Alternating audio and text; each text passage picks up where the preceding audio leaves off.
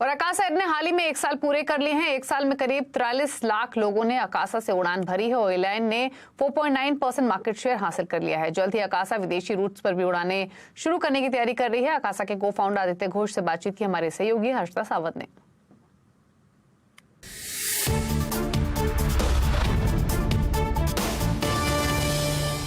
अगले कुछ महीनों में इंटरनेशनल ऑपरेशंस पे ध्यान रहेगा और दूसरी बात कि हमने एकदम शुरुआत जो की थी वो 72 जहाज़ों के ऑर्डर से की।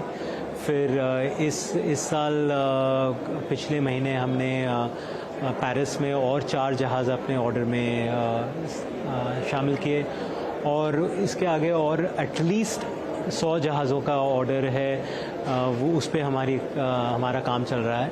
तो एयरक्राफ्ट ऑर्डर और इंटरनेशनल ऑपरेशंस ये दोनों चीज़ें हैं जो अब इस 2023 में हम उस पर फोकस कर रहे हैं। जब आप इंटरनेशनल डेस्टिनेशंस प्लान कर रहे हैं, कितने डेस्टिनेशंस के साथ शुरुआत होगी? आप रफली क्या एंटिसिपेट कर रहे हैं?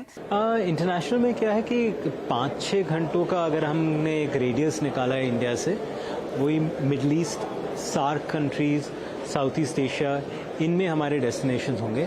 अब कौन से डेस्टिनेशंस होंगे एग्जैक्टली उस पर हमारा अभी भी काम चल रहा है और कितने डेस्टिनेशंस होंगे वो इस पे भी डिपेंड करता है कि डोमेस्टिक मार्केट किस हद तक ग्रो करे। मगर हाँ, ये South East Asia, Middle East, SAARC countries के अंदर पहला डेस्टिनेशन यही होगा। क्योंकि आपने ये मेंशन किया कि आप नोटिस करेंगे कि डोमेस्टिक मार्केट कैसा ग्रो करेगा, उसके आधार पर ये फिर इंटरनेशनल बिजनेस स्केल किया जाएगा।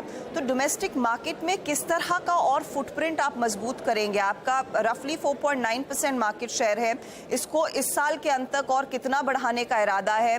कितने और डेस्टिनेशंस आप ऐड करने के बारे में सोच रहे हैं? 1.5 से 2 महीने में हम एक नया डेस्टिनेशन खोल देंगे डोमेस्टिक। और जो हमारा फोकस वो रहता है कि अगर सर्विस, ऑन टाइम और प्रोडक्ट अगर हम उस पर फोकस करें तो कस्टमर अपने आप उसको अडॉप्ट करता है, कस्टमर अपने आप एयरलाइन को इस्तेमाल करने की कोशिश करता है, तो मार्केट शेयर अपने आप बढ़ जाता है। हमने ऐसा कुछ सोचा नहीं था, हमारी ऐसी कोई उम्मीद नहीं थी कि पहले ही साल में हम ऑलमोस्ट 5% मार्केट शेयर ले लें। मगर उससे ये ज़रूर पता लगता है कि जो हमारा प्रोडक्ट है वो लोगों को पसंद आ रहा है, तो जैसे ही हम और जहाज़ लेते आएँ वो अपने आप मार्केट शेयर बढ़ेगा। हमारे अभी 20 जहाज़ हैं जो हम ऑपरेट कर रहे हैं, तो करीब अगले कुछ 6-7 महीने में हमारे और 5-6 जहाज़ और आ जाएंगे, तो कैपेसिटी में ही करीब 25% 30% कैपेसिटी ही इंक्रीज़ होगा।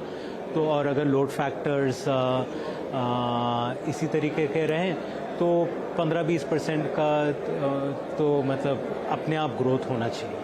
जी, तो जो रफली आपकी इस समय 84% की लोड फैक्टर है, इसी को स्टेबल या फिर इसको ग्रो करने की आप क्षमता रखते हैं। मैं आपसे ये एक और चीज़ समझना चाहूँगी कि इस समय एक बहुत ही चैलेंजिंग टाइम इंडियन एविएशन में है, जहां पर 2 एयरलाइंस ग्राउंडेड है, एक काफ़ी दिक्कतों में है और फिर उसमें आप जैसा प्लेयर आया, तो ऑफ कोर्स उसका एक एडवांटेज मिला है। लेकिन जैसे जैसे कंपटीशन भी बढ़ेगा, जिसकी गुंजाइश है, इवेंचुअली तो वापस ये लोग आएंगे, क्या वो आपका फोकस एरिया रहेगा? क्या यूनिक डेस्टिनेशंस ही अकासा का फोकस रहेगा, जहां पर आप सबसे ज़्यादा शायद लोड फैक्टर और पैसेंजर ट्रैफिक गाना करेंगे? नहीं, ऐसा नहीं है। अगर कुछ पिछले 15-18 साल जो मैं इस इंडस्ट्री में इन्वॉल्व रहा हूँ, ऐसे जो चैलेंजेस हैं, ऐसी जो परेशानियाँ हैं, वो हमेशा से ही रही हैं। एयरलाइन तब सक्सेसफुल तब होता है जब आप एक ऐसा कॉस्ट स्ट्रक्चर पे ऑपरेट कर सकें जहाँ प्रॉफिटेबल बिजनेस चला सकते हैं। तो अगर आप पिछले 15-20 साल का हिस्ट्री देखें तो जो एयरलाइंस अपने एफिशिएंसी की वजह से कॉस्ट स्ट्रक्चर को ध्यान पे रखते हुए एक ऑपरेशन चला पाए, वो आज सक्सेसफुल हैं और बाकी साइड में गिर के निकल चुके हैं। तो और हमारा जो ऑपरेशन है वो बिल्कुल ही जो मेन स्ट्रीम डेस्टिनेशंस हैं उनमें है। तो हमारे 16 डेस्टिनेशंस हैं। 16 डेस्टिनेशंस में जितने भी मेट्रोज़ हैं वो भी शामिल हैं, जैसे दिल्ली, बॉम्बे, कलकत्ता, चेन्नई, बेंगलोर, हैदराबाद ये तो शामिल हैं ही, और पुणे, बागडोगरा, अगरतला, इस टाइप के भी शहर जो हैं वो भी शामिल हैं। तो हमारा ऐसा कुछ नहीं है कि हम कुछ यूनिक डेस्टिनेशन पे जाएंगे जहाँ पे भी ट्रैफिक ज़्यादा हो। हमें लगता है कि हमारा जो प्रोडक्ट है, best on time, clean plane, youngest aircraft, most efficient operation and friendliest service, मुझे लगता है कि हम किसी भी मार्केट में कम्पीट कर सकते हैं।